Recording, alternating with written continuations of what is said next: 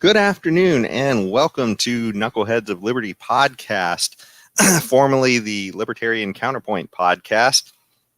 We're coming at you on the last show of 2020. Thank goodness we're just about to the end of 2020 here. So this is December 30th. We're broadcasting this show. And we're going to have kind of a special show on this one. It's going to be kind of a year-end wrap-up of, some of our thoughts on the year.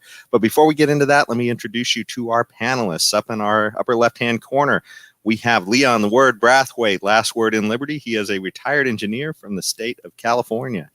And up in our left-hand corner, we have our Screaming Eagle of Freedom, Tim Everett, pilot in the state of California. And my name is Jason McPhee, and I'll be your host today. And so let's jump right into the topics. So, 2020 has been kind of a crazy year. So, biggest story of 2020. Let's jump right into it.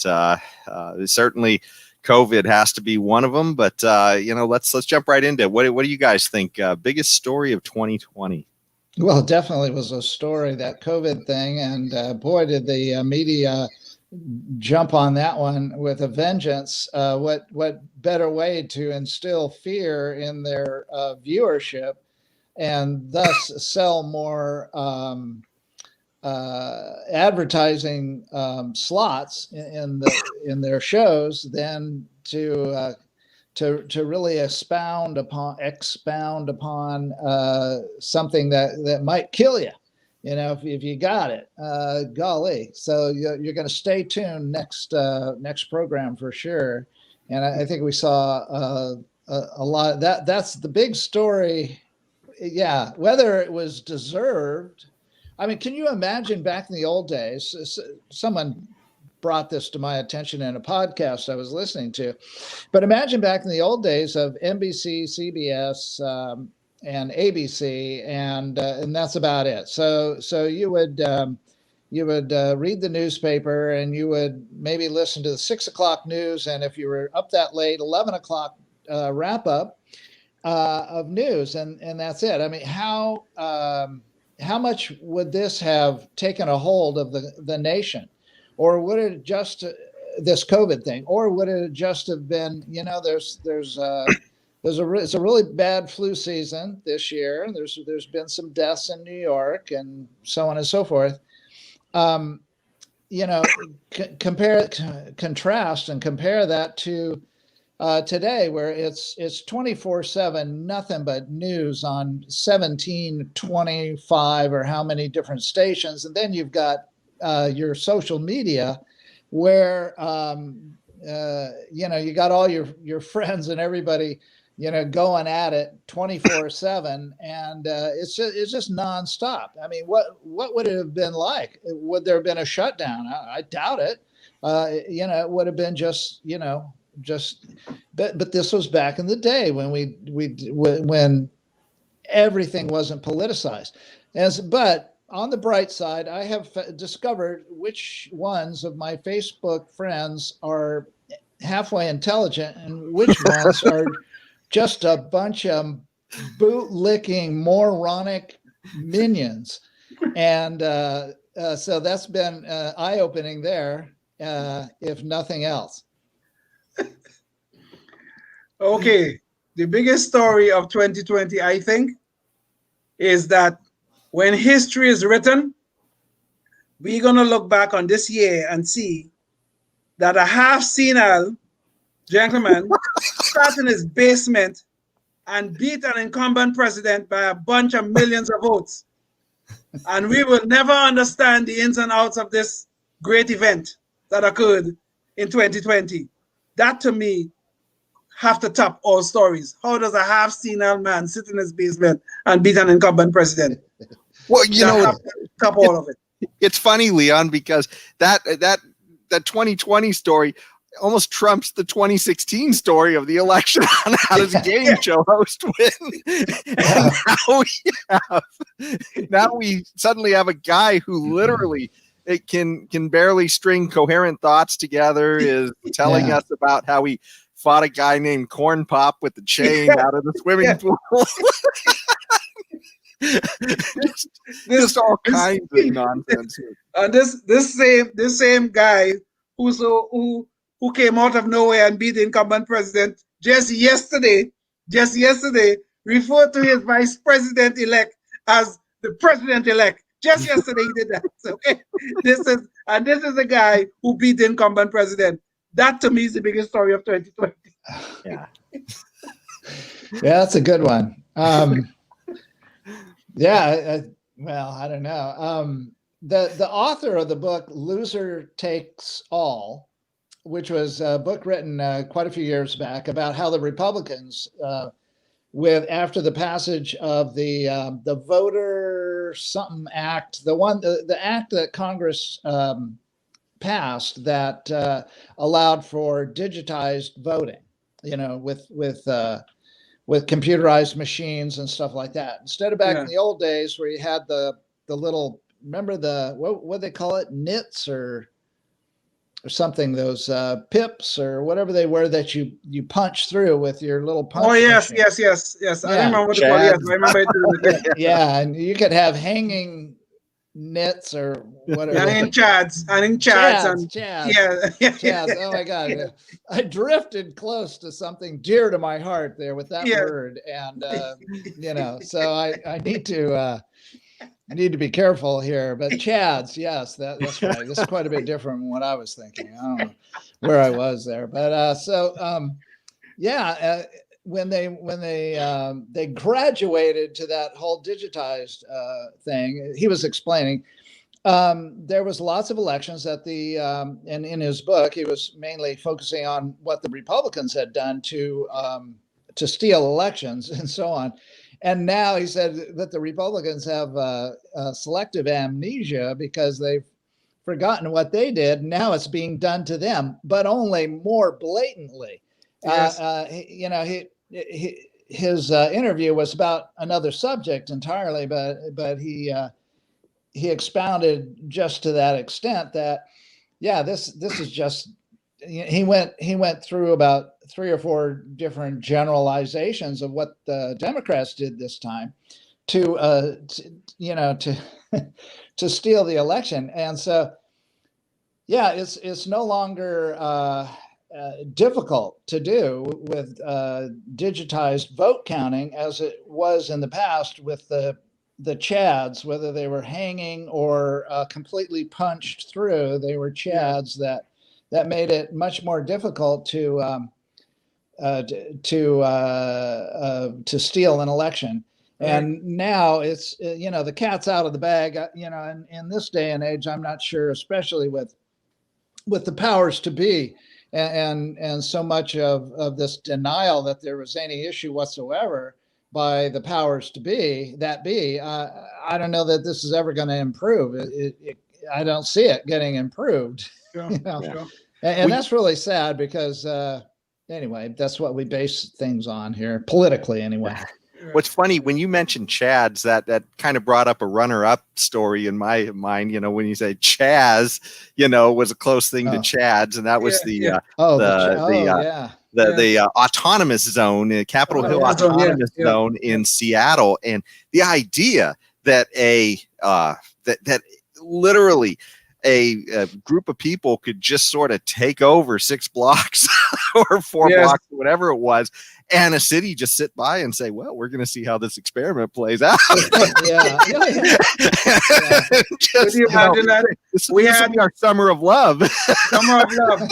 We had a secession from the United States, because they're not going to live by our laws or not like that. We had a secession, and a city government was sitting by and watching it. We fought a whole war between the states over this very issue, and these people were just watching this happen. Unbelievable. Well, what was crazy too is when the governor was first, this was first mentioned to him on an interview, and he didn't even know it was happening, or at least he claimed he didn't even know it was happening. But just bizarre. You're governor of the state of Washington. You literally don't know that 6 blocks in one of your biggest cities, in the world, just declared itself, its own nation. Yeah. And by the way, send free stuff, because we're right. By the way, yeah. I mean, outside of the trampling of private property rights, it was quite an entertaining thing to watch.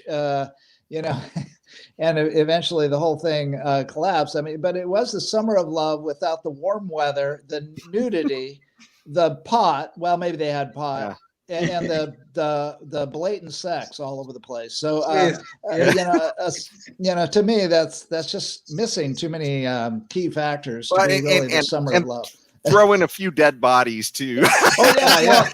Oh yeah, violence, no kidding. Things, yeah. Which is kind of what devolved the whole thing. But that to me, that was just a runner-up. To me, that the story of 2020 is the story itself, and it's the media, the way the mask just came off. I mean, in 2016, the mask sort of came off with Trump, and we saw the way that they had literally just lined up on subjective sides. Trump's on one side, the media's on the other.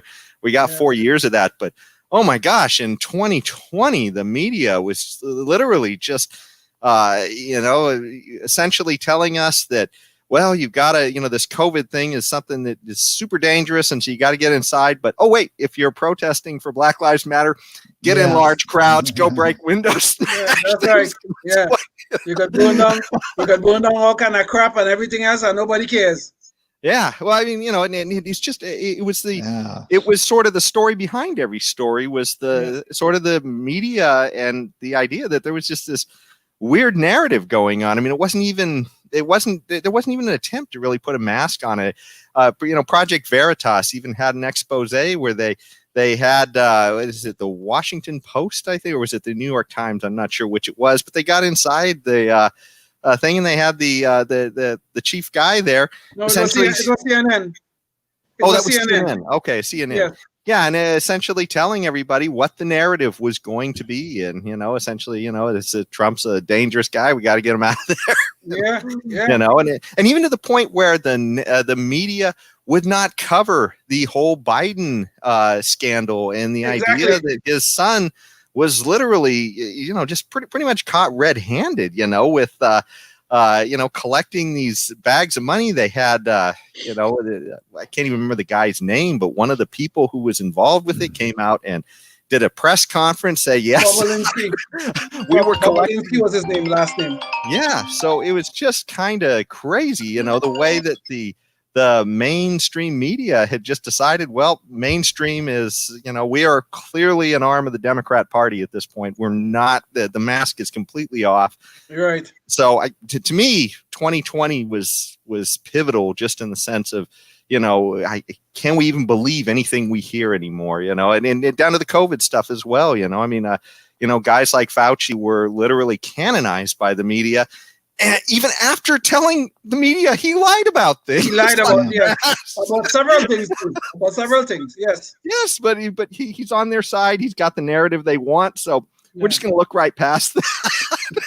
Well, I think we know that the media is going to lie to us. We just don't know when and what it's about. So what do you do then? Do you trust them for anything? Because you don't know when they're going to lie or when they're going to leave very important aspects of the story out of the narrative, because it doesn't fit their narrative. So it's just so why anybody pays attention to them anymore is beyond me. Yeah, indeed. And it even went beyond the media. It went to social media as well, where social media entities like Twitter and such literally just said, look, we're not only are we specifically not covering the story, if you try to post something, we're going to block you. Which is just crazy, Exactly. I mean, so, yes. Yeah. Twitter, Facebook, Google, all of them. They were all there stopping the Hunter Biden. The New York Post had the Hunter Biden story. And they were out there making sure nobody, as much as possible, nobody heard about it. Yeah. Oh, so anyway, those are some of the big stories that we've noticed for 2020.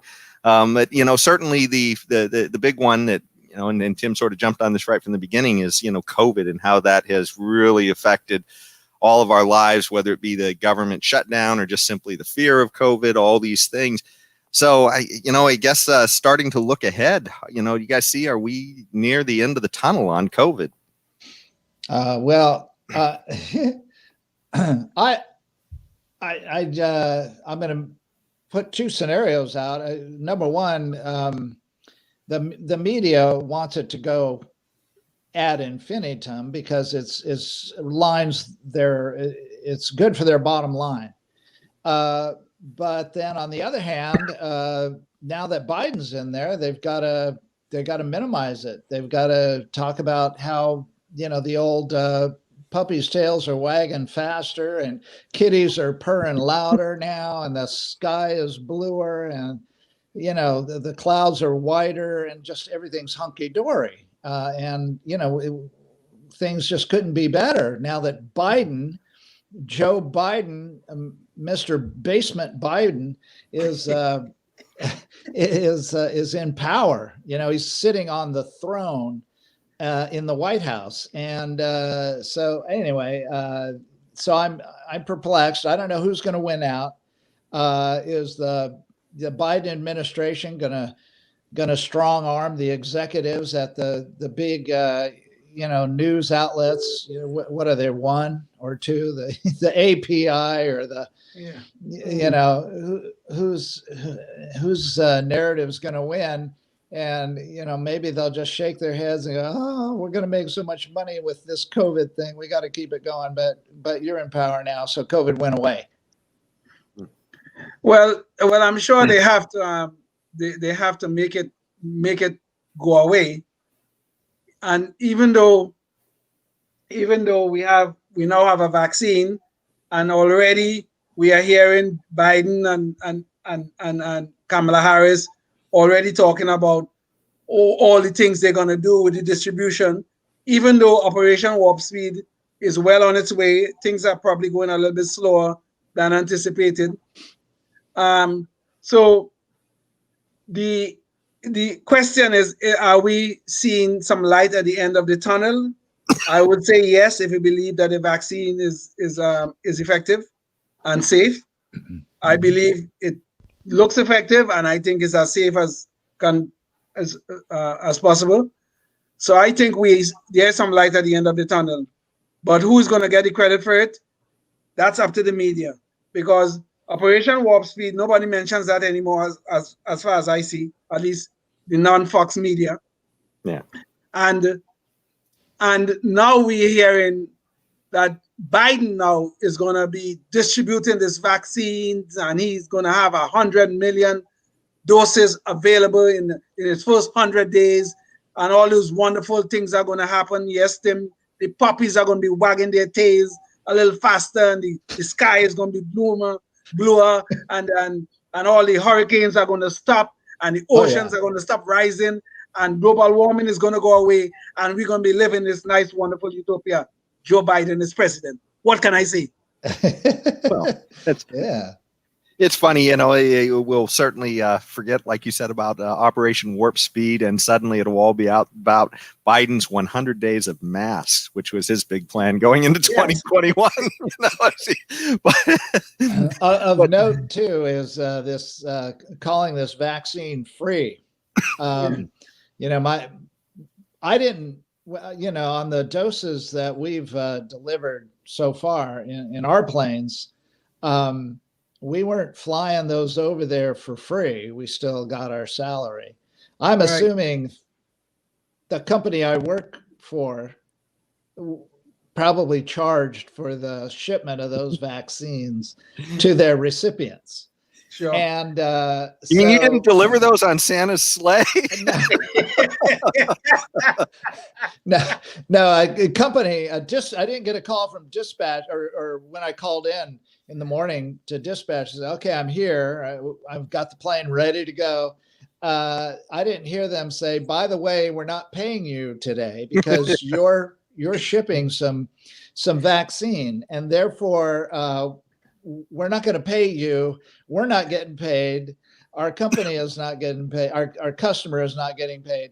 Therefore, you're not getting paid, because remember, the media is saying how free this vaccine is. It is free, right? So, so just keep that in mind. Just have peace of mind that you're be doing the society a favor by delivering this vaccine and flying this airplane for free, no charge.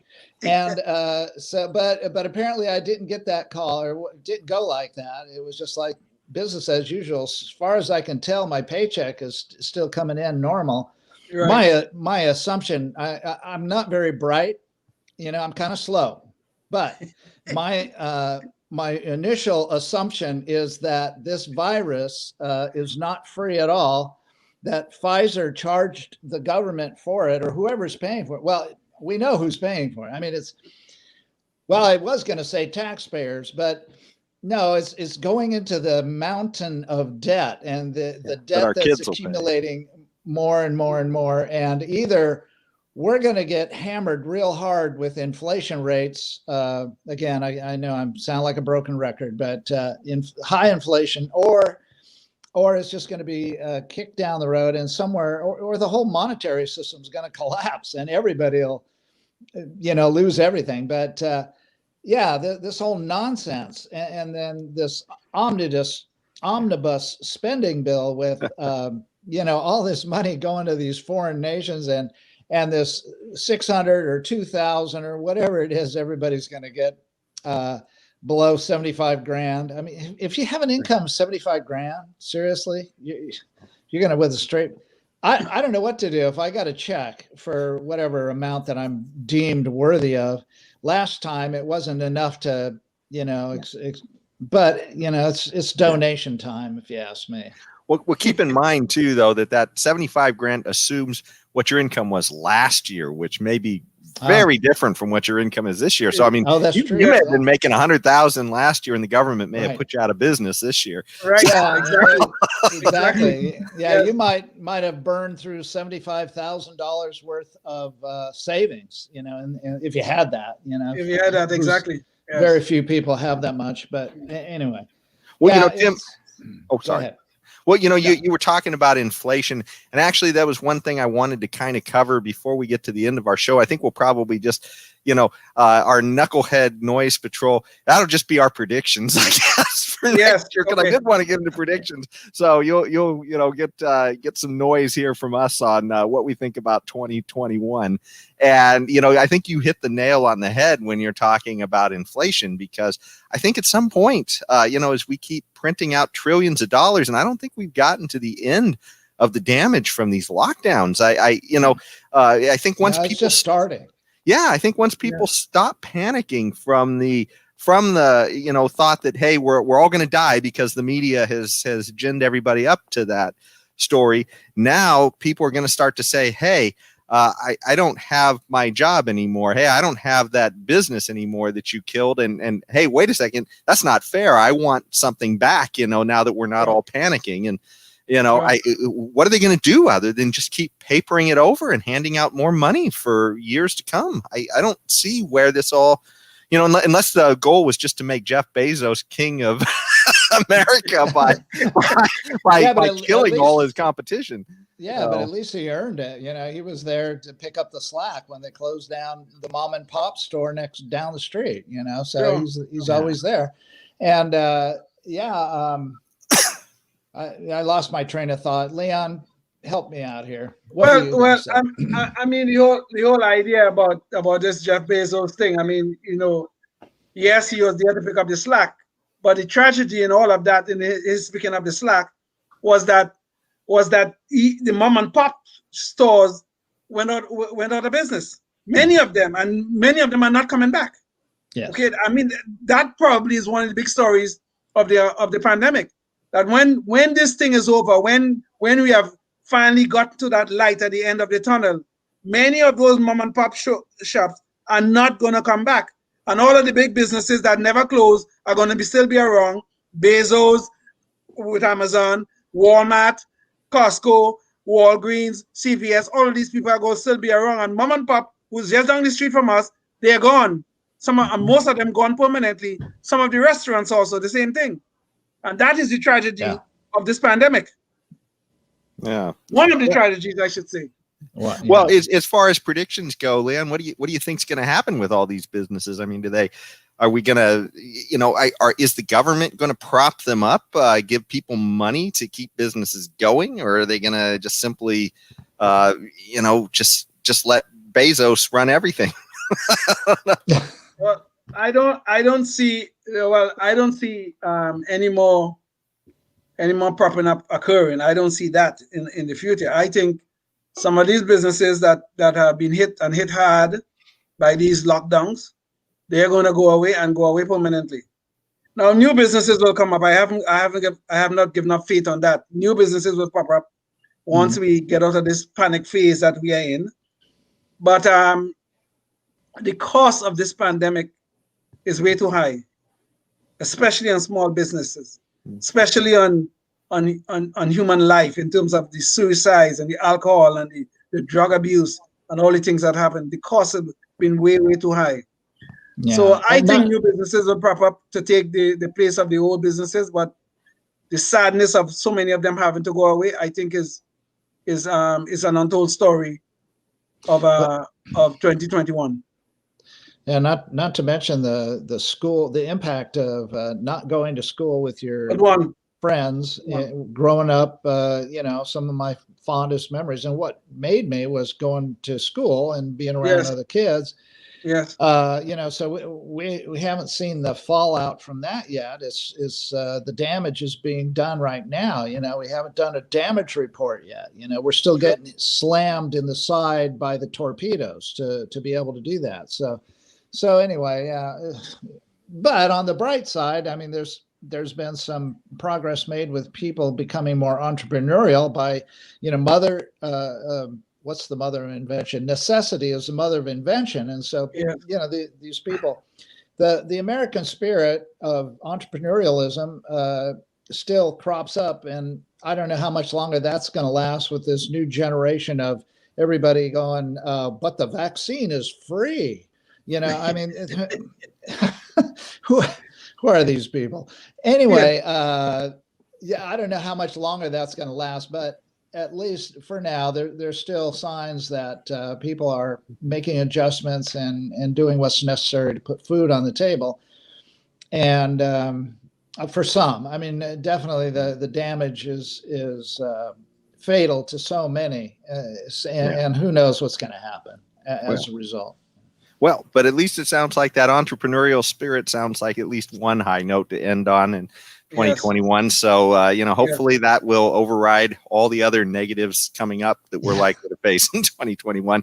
But certainly, we'd like to say thank you for attending or listening to our shows. And we hope you'll continue to listen to us going into 2021. Again, you can catch our shows at libertariancounterpoint.com or Facebook Libertarian Counterpoint page.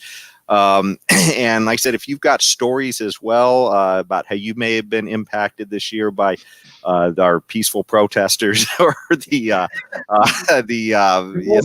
mostly peaceful protesters. Exactly, the mostly peaceful protesters from our mainstream media.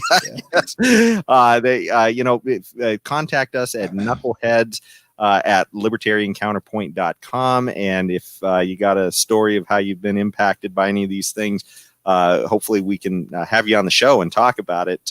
Also, too, if you ran for office as a libertarian as well this last year, we'd love to hear your experience about that on the show as well.